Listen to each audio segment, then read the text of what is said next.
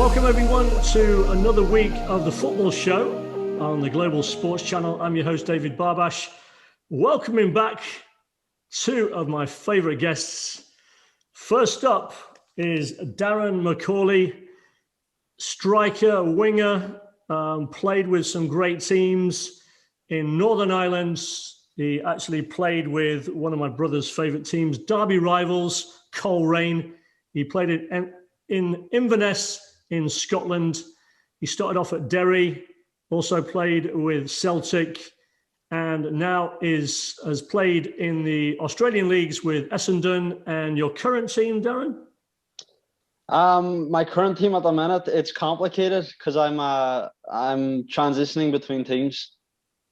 So the last team you played with, was that Essendon in the Australian leagues, yeah? It was, but we didn't play any games because of COVID. Yeah, COVID's sort of thrown you for a loop this last 12 months. And first of all, I want to thank you for coming on the show. I'd love to see, obviously, you get into a better position in the next few months and you can get some games under your belt. And we wish you well. And again, thank you for coming on. I know you're a lifelong Manchester United fan, and anytime you get a chance to talk about Manchester United, I know it lights that fire under your belt. And next up, one of your, I would say, rival fans, a lifelong supporter of Arsenal, president of his local side, Surfside Waves, as well as happens to be owner of many businesses, including the Auckland Huskies basketball team, but again, stressing a lifelong nut of Arsenal, and I will use the term loosely, nut. Welcome, Mike Sutton. Thank you for coming back on. Thanks, Dave. And I think you're getting one in early there, mate, with the nut comment, because we're going to get to you in a minute. Firstly, it's good to see Darren again. I've got two offers for him. One, the door's always open to come to the light side and become a Gunners fan. Anytime we can talk about that. And two, if you don't get a gig at one of these stupid Melbourne clubs, mate, you're always welcome in our men's division, in our first team down at the mighty Surfside Waves in Ocean Grove. No, thanks, mate. I think I'll keep my sanity. And David, that is the correct description of Mike. Nuts is a very appropriate word because you must be nuts if you support Arsenal. Well, listen, I don't know what's worse, scum or nuts. I'm not sure, but we'll leave that for later in the show. We'll talk about that. Gosh, guys, this is a painful week for me as a Leeds fan. We're going to get into, I hate mentioning the Gunners or the scum Manchester United. Sorry, guys, I don't want to offend any teams out there, but this was a tough week. We played Arsenal. We're going to get into that. We're going to start off the week, however, with a few games in the FA Cup, guys. So first up on Tuesday was Burnley at Bournemouth. A little bit of a bore, but a surprise. Premier League team didn't win. Bournemouth upset Burnley 2-0. And Burnley lately have been on a decent run, moving up out of the bottom three in recent weeks.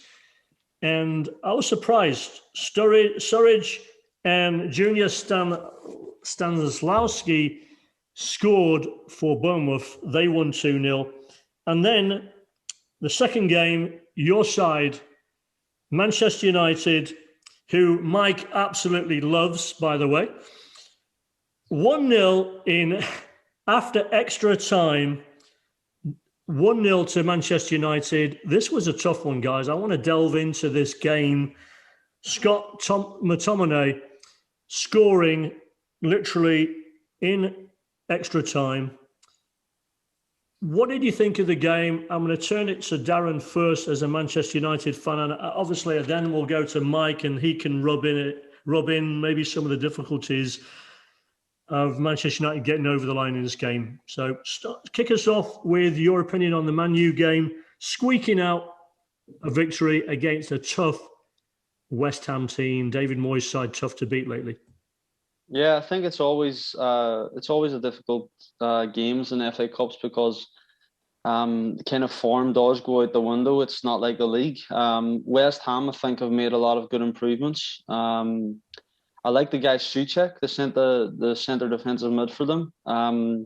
And they made it very difficult. McTominay popped up with a good goal, and I'm delighted to see him score because I'd like to see him score more often because I think he does have a lovely strike in his locker.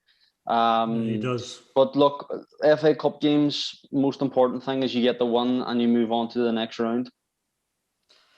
Yeah, I agree with you. And we talked about, the challenges of facing a West Ham side with a Souček. Mike's mentioned his name a few times. I'm a fan.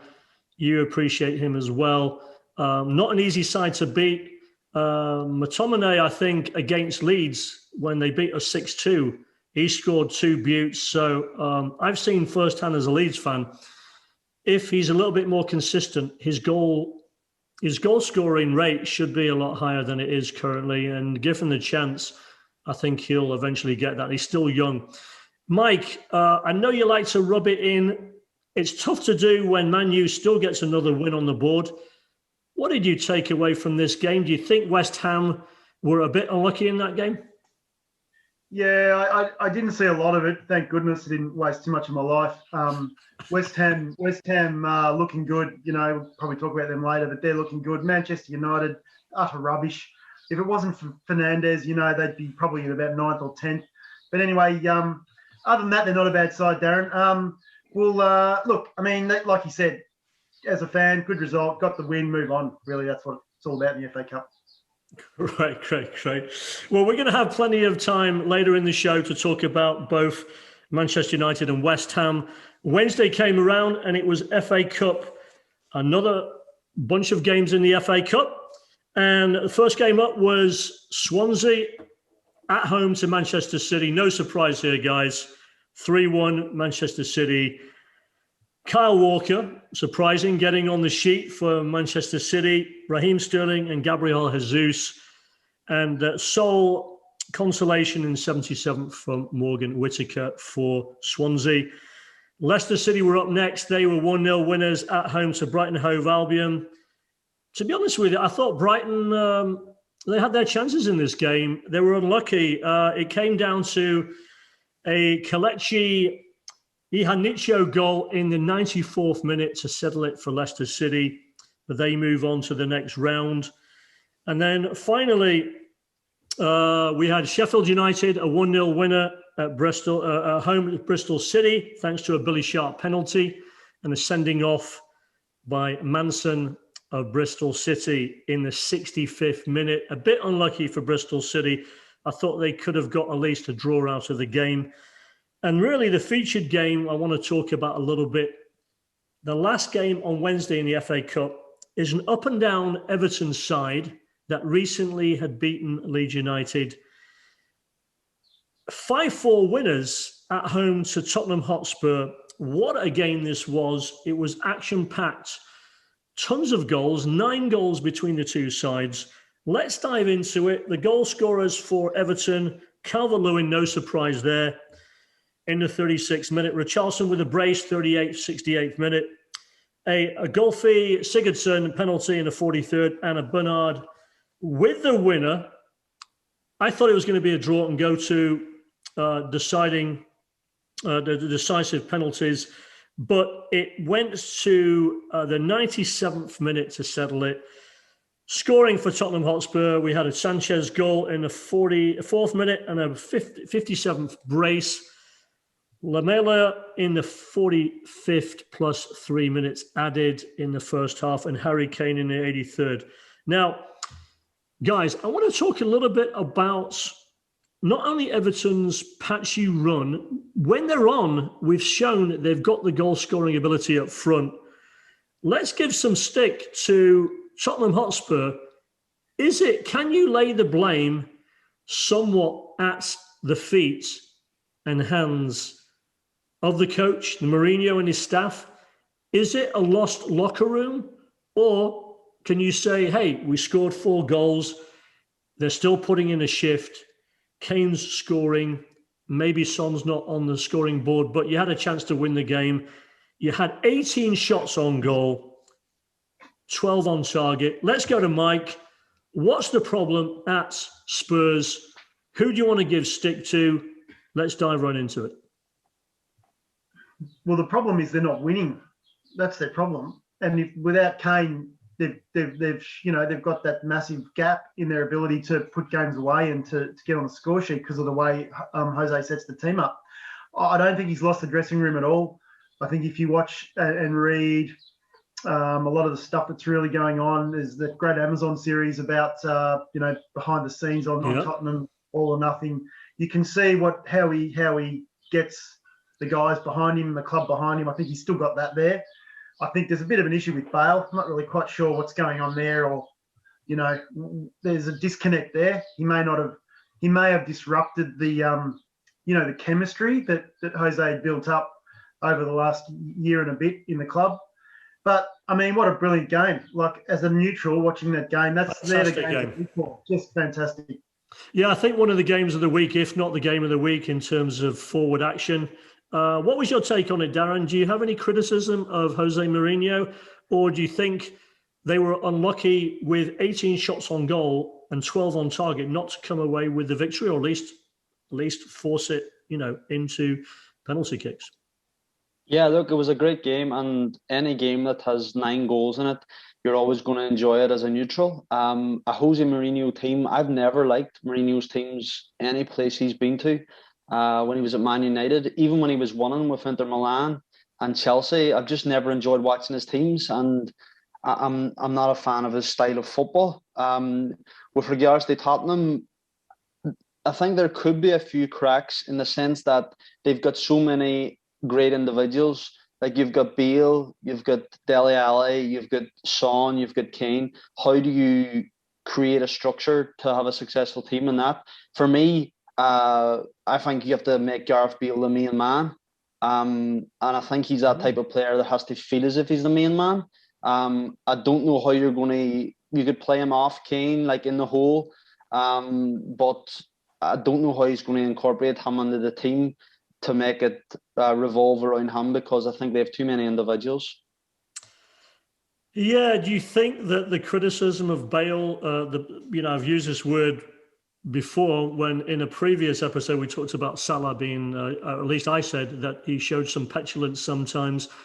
When I think of Gareth Bale at the end of when he was at Madrid to now, I think of petulance. If he's not getting the game time, if he's not getting the ball, he comes across as being a bit petulant, maybe potentially disruptive in the long term in terms of team chemistry.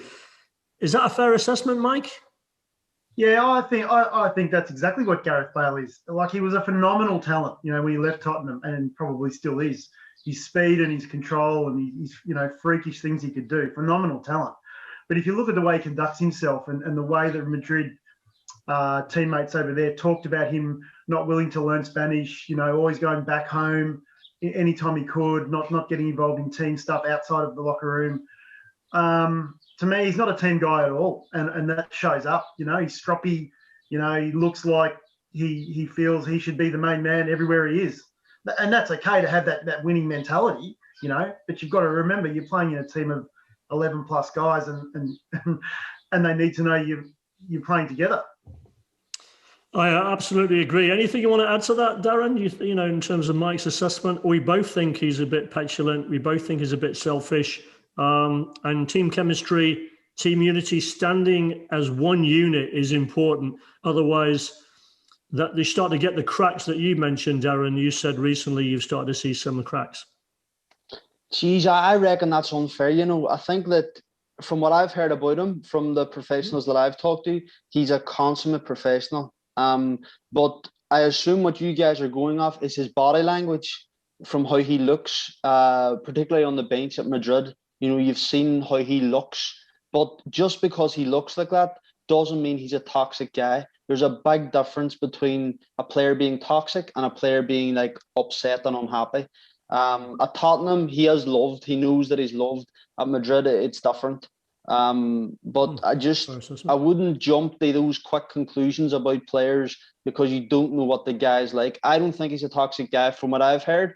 There was a Welsh guy at Inverness, Owen Fawn Williams, and he knows him, and he told me about him, and from what he said, that doesn't seem to be his character at all. Well, I think one thing's for sure, he's loved at Tottenham. you know, and I, Yep. I don't know. I think that he unfortunately may have suffered an injustice by being at Madrid in that team and the coaches that he had there, and didn't get to shine with his true ability. I mean, like I said, he's a phenomenal player. Oh my God, yeah. I don't know what the background you've got there, Darren, and that's good to hear. Honestly, great to hear. Yeah, great feedback on that. I'd love to see him playing and scoring goals, to be honest, because he's a brilliant player. Yeah, I mean, if you think back to when he was originally at Spurs, just some of the things he was able to do was just, wow, mind-blowing, ambidextrous, pace. It's almost like reminded me of like a young Ryan Giggs, the absolute brilliant pace and literally going through about 4 or 5 guys. And then at the end of Madrid, I thought, is this really the same guy? It's just shocking. But let's move on. That was a great game, a great advertisement for offensive football.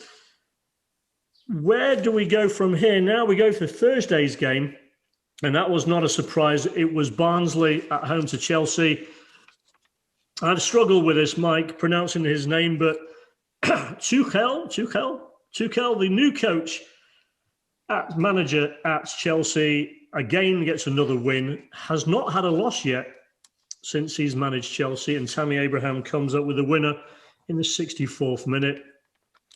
Thought it would be a bigger margin against a tough Barnsley side, but this is the FA Cup. What do I know? Saturday, back to the games in the Premier League. This is a game we're going to talk about. We're going to go through the results first. First game up was Leicester City, 3-1 winners at home to Liverpool. We're going to get back to this match. Mo Salah scoring in the 67th minute. I thought it was done. All of a sudden, in the space of 7 minutes, you get James Maddison, Jamie Vardy, and Harvey Barnes scoring 3 goals in 7 minutes. What is going on? We're going to get back to that in a second.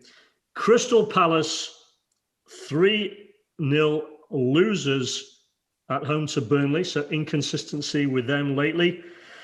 Gunnarsson in the 5th minute, Jay Rodriguez in the 10th, and a Matthew Lawton goal in the 47th minute wraps it up for Burnley and the Clarets. I have to say, though, Wilfried Zaha, this is one of the teams that misses him big time when he's not playing. They're not scoring and they don't have a winning record. Another game of the week we're going to get back to in a second. Manchester City at home to Tottenham, guys.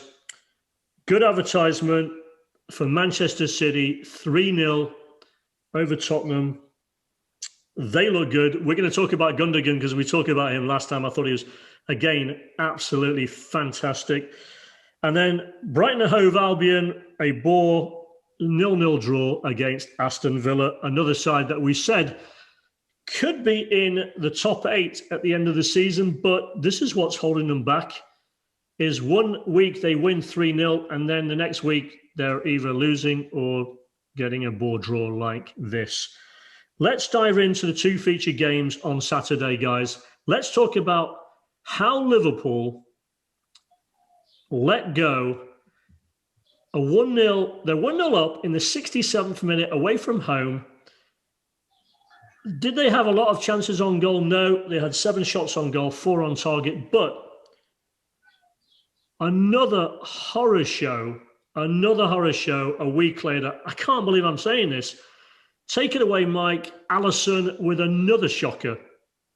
What the heck is going on with him? Yeah, I mean, it was a really good game, actually. And I think that Liverpool in the first half were super unlucky. Liverpool were back to their best almost in the first half. And that Salah goal with the setup from Firmino was ridiculous. That was just a thing of beauty. I mean, that's how I used to play when I was younger, of course, Dave. But it was really great. And then I think the goal that Maddison got was flukish a little bit, from the free kick, the way it went in. Lots of things had to go right for that to just keep going all the way through and go in. True. And it did, and then it was nearly overturned, and it wasn't. And then I think all of a sudden Allison's under pressure again. You know, he's really, we talk about it every week. The balance is completely out of that team without Van Dijk. And I think Allison's trying to cover because they do play that high line. He's looking, you've got Henderson up at the halfway line when they're attacking. He's right up the edge of his box. He's trying to be the balance between a non-defensive unit and, you know, himself. And unfortunately for him, because he's a great guy and a brilliant keeper, has made some shocking mistakes 2 weeks in a row. And that one is right up there with, you know, goalkeeper gaffes of the season. But yeah, right up there with Meslier almost, which we'll cover it in a little bit against Arsenal. But at least he didn't do 3 in a row like Meslier. But Darren, fair assessment. Mike, he says, you know, hey, Liverpool were in it. They had 62% possession. They were almost back to their best in terms of control, dominating the game in the first 67 minutes. And then the wheels fell off. Maybe a bit unlucky, not unlucky. What's your take on it? And where do Liverpool go from here? Because I didn't agree with another rotation in centre-back, Calac. They chose to put Calac as centre-back to pair along Henderson. What's going on? Yeah, it's I think everything that Mike said is spot on, apart from comparing himself to Firmino. You know, I think I disagree. I 100% disagree. You know why? It's because Firmino, what was that drought that he went? It was 82 games he didn't score at home. Oh, so he is similar to Mike. So he was similar to Mike, yeah. Right, now I see the similarities.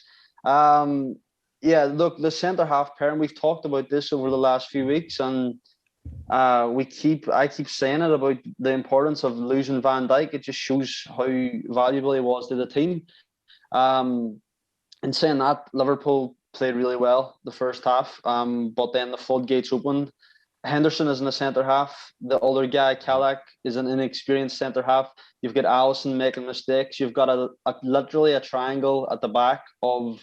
You've got a horseshoe triangle, and you just don't win leagues with that. And maybe I'm being a little bit pedantic, but maybe Klopp should have seen that. Like, if he loses Van Dijk and Matip, who does he have to come back on? Maybe that should have been something that the Liverpool board should have foreseen. So you're thinking in the transfer window, for sure, with the amount of injuries and rotation that they've had to do, they should have gone in. What happened, guys? We talked about this a couple of shows ago. They got the guy from, was it Preston North End? Yeah, Davies, is that right? The left back? What have we seen of Davies so far? I haven't really seen Davies. I haven't seen him. Take on that, Mike. You think they should have invested? Yeah, look, I love Jurgen Klopp. I've always loved his manner, his manner and the way he coaches. And I think he's under pressure. He's trying to find his way out of it, and he's maybe not seeing things as clearly as he normally analytically does. I think they said it this morning at the start of the Champions League game that he just doesn't seem to be prepared to play the new guys he's brought in. Some of the new guys he's brought in, and he's sticking with Henderson at the back, which for me ruins the balance of the team anyway. I just think that's a bit of lack of confidence in a downward slump, that's, as a coach.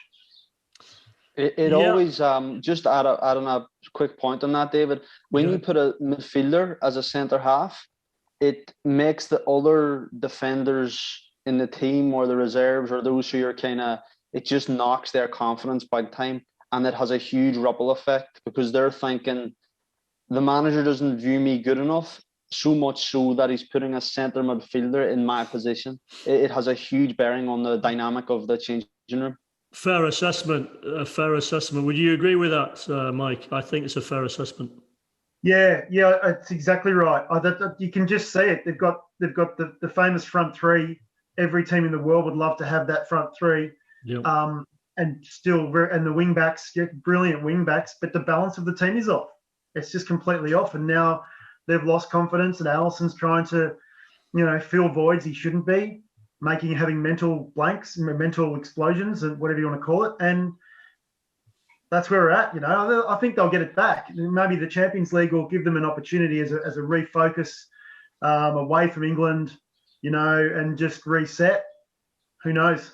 Yeah, you know what? Before we move on, we're going to move on real quick. I think I agree with both of your assessments. I think maybe Jurgen Klopp has made what Mike brought up, some questionable decisions lately. Maybe he's not seeing things as clearly as he should. But I think what Darren brought up, I 100% agree with. Henderson should be back in midfield. He should not be in centre-back. For me, they've lost it, just like Leeds have. When you're moving somebody from midfield to try and fill in at centre-back, you're losing that strong presence that he normally has in midfield. And I think their weakness is not just in the centre-back position, it's in the midfield position right now. We're going to maybe disagree on a couple of things along the way, but let's move on to Sunday's games. A little bit short on time. Let's dive right in. Saturday's games were exciting, but Sunday's games were more so for some of the people right on this panel right here. Not for me, unfortunately. Come on, Dave. Come on, mate. Just read it out, mate. Okay, so here we go. Saturday's games have wrapped up. So Sunday came and it was Southampton losing for the 5th time in a row, this time to Wolves 2-1 at home. Neves Nieto scoring in the 53rd and the 66th minute, and Danny Ings had put Southampton up 1-0. Southampton on a downward track, guys. I think they're going to end up in the bottom half of the table. If they're not careful, that bottom 3 will eventually start creeping closer. Shock of the day, I thought West Brom won, Manchester United won. Before we get onto the featured game, just give me, I know Mike wants to dive in. I'm going to turn it over to Mike. Give some ribbing here. How does Manchester United in the 2nd minute give a guy called Null a goal away to him? Null. Come on. I mean, that rhymes, doesn't it? So that's a good one, Dave. I think that, as I've said before, Manchester United, just really atrocious to watch. Terrible team. I heard a stat the other day that they've got the same amount of points in the last 6 games as Liverpool, but yet everyone's, Liverpool's gone forever. Manchester United, are still being praised as what a season they're having. Without their main import, what have they really got there? Anyway, they signed Greenwood, I think, again, so you've got something. But in all seriousness, West Brom sneaked one, didn't they? And good on them. They nearly won it at the end, as did Maguire for United. But really, Darren should talk about this one, not me. Yeah, let's turn it over real quick. Just about a 30-second quick thing. Unlucky at the end, Maguire. Bruno Fernandes tied it up, of course, in the 44th minute. Quick thing, Darren. Upset that you didn't get all 3 points at the end there through Maguire? Yeah, look, Mike has been through 20 years of, he's had a tough time, and so I don't want to retaliate because I can understand that he's full of resentment, and I get that, so I just got to kind of forgive him and move on. But on a serious note, not good enough. We can't be drawn with West Brom. You can't. Full stop. And the next game up, I'm dreading this one. It was Leeds away at Arsenal. Arsenal's the host, the Gunners. Oh, man. This was a tough one for a Leeds fan, I'm telling you. And Darren and Mike are licking their chops at this one.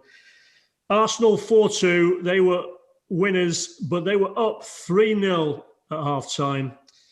And 47 minutes in, they were 4-0 up. It was looking complete disaster for Leeds. But having been victims to 6-2 beatings at the way at the Man U game, then Leeds, when they lose, we like to do it in style. So giving up 4 games. Listen, if we're going to lose, let's make it look good. Darren, take it away. You see the game. What did you think of the game? I thought Meslier was shocking in the first half, and we showed some guts in the second. We'll go back to me, but you guys go first. Take it away. Well, there was no winner in this for me because it was Arsenal against Leeds. Either way, a defeat on either side, then I was happy. But yes, the Leeds young goalkeeper done a few mistakes. Not good to see a young guy make mistakes, but nonetheless, messing about at the back. And Aubameyang with the hat-trick, as a neutral, it's good to, I'm sure Mike's happy to see him bag those goals, and hopefully he can keep going for Arsenal's sake. But Leeds, as always, high-scoring game, always entertaining. When they lose, they really lose. When they won, they really won. So true. And it wasn't really entertaining because, you know what? I could say in some of the games where we've got hammered this year, or we've given up goals, like we gave up 4 to Liverpool, but at least it was entertaining on Leeds' end of it when we lose 4-3 at Liverpool at the first game of the season. But this wasn't a great effort from Leeds. And before I turn it over to Mike, my thoughts were the setup was wrong from Bielsa to start with. You do not put Struijk, who is done a reasonable job in the last couple of games at centre-back, and he has the height. You put him as a defensive midfielder in the absence of Phillips. Big mistake. We looked horrible in midfield. We were getting overrun by Arsenal. Nothing in the middle. We weren't man-to-man marking was terrible. Ayling was given a torrid time by Aubameyang. And for me, Ayling, it was his worst performance of the season. Can you lay the blame at all at Meslier? No, but for 3 goals, I've nobody else to look to. In 3 goals, 2 by the near post, ridiculous penalty given up, not once, but twice. Turn it over to Mike, your take.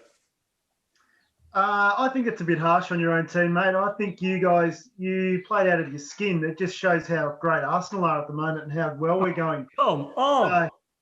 Are you checking your head? Think about this, Mike. Think about this. You have one game. You've got one more game played than us. We win the next game, we leap back over you again. So come on. Like, in all seriousness, you guys were terrible. We were terrible. And Aubameyang was on fire. But who would have thought? Who would have thought one of the best strikers in the league scores goals and the team goes well? You know, I know it's rocket science, but in all seriousness, Arsenal came out of the blocks. We needed to. That's what we should do all the time. We don't. You guys just didn't really get going. Whether that's the setup we talk about or whatever. You know, the poor kid at the back, a couple of mistakes. You know, playing to his coach's system. He's trusting the boss. He's doing what he's being told to do. Exactly right. Didn't execute, you know, tough on him. But, you know, you don't often see young goalkeepers, and hopefully he can really take that on board early and learn and get some resilience in him from that. And that will come back to his teammates and his coach. But, look, I mean, as an Arsenal fan, it was brilliant to watch. You know, clearly I'm watching it, I'm going, wow, that was, you know, they made that reasonably easy for us. But at 4-0, I thought, hang on, I mean, this could be 9 or 10. That's the way the game was kind of going. So yeah, I mean, you hit the woodworks, didn't you? You hit the woodworks. You had a penalty that debatably, you know, listen, I thought there was potential contact there with Saka. Did he go down easy? I thought he went down a bit easy, but yeah, of course he did.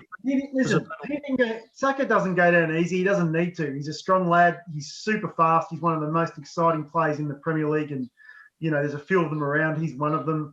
I don't think he goes down easily on purpose. You know, no, he didn't go down on purpose, but he literally was just coming across him. Cooper was just coming across him. It wasn't like he initiated purposeful contact. He was just coming across him and accidentally maybe collided with him, but it wasn't intense, and I don't think it should have been given. But other referees could have given that easily. Darren, was that a penalty? It went down like a sack of potatoes, excuse the pun, and complete dive. You know, typical Arsenal cheater, just immoral, even just unbelievable. Needs to have a good long look at himself in the mirror. Interesting, you know, there was a stat that came out of the weekend's games. It was the first time, you're listening, you're sitting down, Darren? I know you'll be all over this. So it was the first time that VAR overturned a decision against Manchester United this season. And they only drew. I wonder if that's you can't even spell VAR. I don't need to, mate. I don't need to. Arsenal fans have no brains. You can't even spell VAR, mate. We don't need it, mate. You call whatever you like. We don't even need it. No, look, I think I always love seeing the way Leeds playing this season, Dave. As we've said, they're such an exciting team to watch under that style. They're going to have games like this. It's just the way it is. So, yeah, I agree with you. Listen, well done to Arsenal. Mike. And you know what? I think in the summer where we actually going to spend some money, we bring in 4 or 5 players. Victor Orta will make good transfer decisions. We need a centre back. We need a left back. Alioski, to be honest with you, if I take away the blame from the young keeper Meslier, Alioski was absolutely shocking, and he was removed, I think, too late. He should have removed him basically early on in the first half. It was absolutely shocking. But let's move on, guys. It was a great victory for Arsenal, but again, you just leap us by 2 points in the league. We win the next game, and we're back over you. So keep eyes on Arsenal, Liverpool. What am I talking about Liverpool for? Jeez, man, I'm being drinking. Let's keep an eye on Leeds, Arsenal, and Manchester United coming up for the rest of the season. Last games on Saturday were Everton with the shocker. Let's put a quick 30 seconds here on the biggest upset of the weekend. Fulham away to Everton. Josh Meyer scoring in the 48th and 65th minute. I've never heard of this guy. He comes up, he scores 2 goals. Is this a great addition? Does this guy need to feature for Fulham now? What did Scott Parker do to beat Everton, who was not missing? They weren't missing Rodriguez, Sigurdsson, or Richarlison. They all started the game. What's going on here, guys? Darren. Fulham were fantastic. They played really, really well. Everton, like you said, had their full team, but they're just so inconsistent. I'm a fan of them. I enjoy watching them when they're on fire. But the young kid who scored took his goals very well. I'm not sure if it was his debut, but I know it was his first goals for the club. And Fulham thoroughly deserved the one. Yeah, I think, you know what, they've got pace, don't they? They're Ademar Lukeman on the wing, the left wing. Man, he is something else. And so Bobby Reid as well. Bobby Reid, when he gets hot, he's got a really nice shot on him, Bobby Reid. So I think an underrated side. I think they'll move out eventually of the bottom 3. Mark my words, guys, if Southampton go and get their act together, they'll replace Fulham in the bottom 3. That's my prediction. Mike. Exactly what Darren said. You know, they played a super game. The kid took his goals. You know, you asked what Scott Parker did to win the game. He put that kid on the field, mate. That's what he did. What's he waiting for? What was he waiting for? This kid was unbelievable. Yeah, he was great. Look, I think Scott Parker's a really calm guy.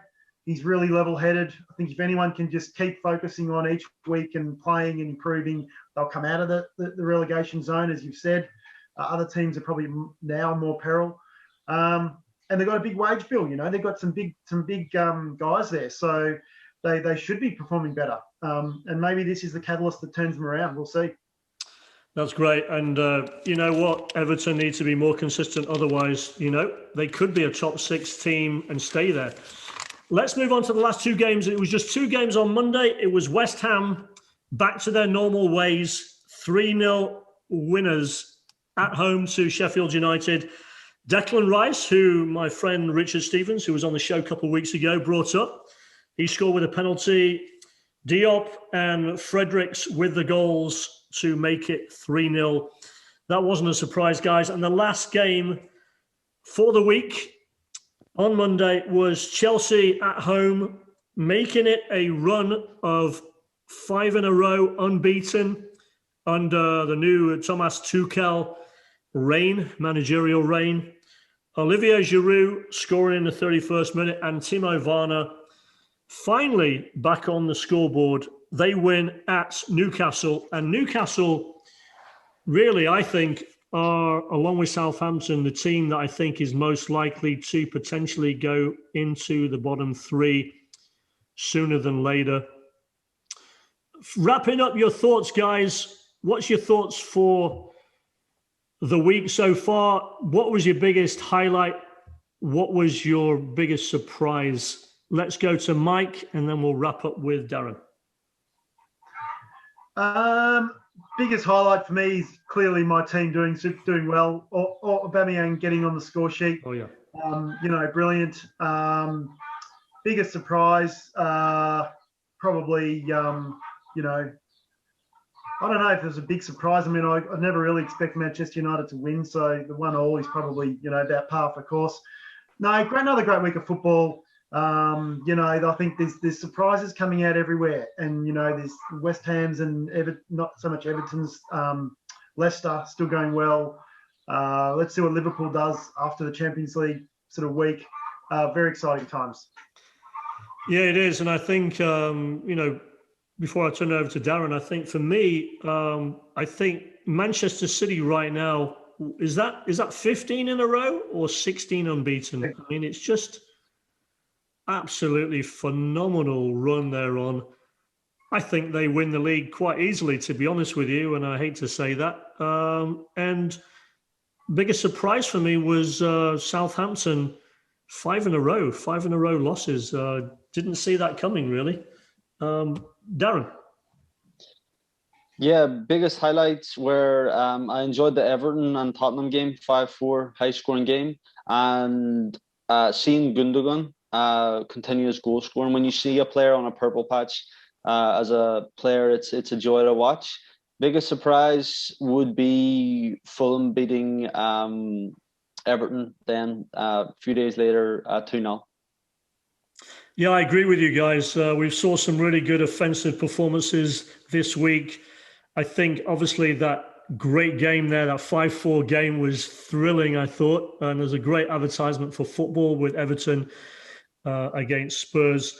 But and I have to congratulate Mike's team, because I think offensively, Arsenal were back to that free-flowing football that we see they can play with Saka, Smith-Rowe, and of course, Aubameyang back to his best. But it's the consistency that I think we're seeing in some of these teams. They're lacking consistency. And if Arsenal can correct that consistency, then maybe they become a top 6 side at the end of the season. But hopefully for our sides, Darren and myself, that's not going to happen. And we'll put money on that. And we'll speak about that next time. We'll put a wager up and we'll see whose team. I mean, you might have to give me some points here, but let's see whose team finishes higher than the other team. Have a great week, guys. We've got some good games coming up this week. We'll see you hopefully back here same time next week. Thanks for tuning in, guys. We appreciate it. The Global Sports Channel, you can check us out, globalsportschannel.com. You can also check us out. Right now, we're available on iTunes in terms of podcast, and we're also at the YouTube channel as well. Check us out, Global Sports Channel, the football show.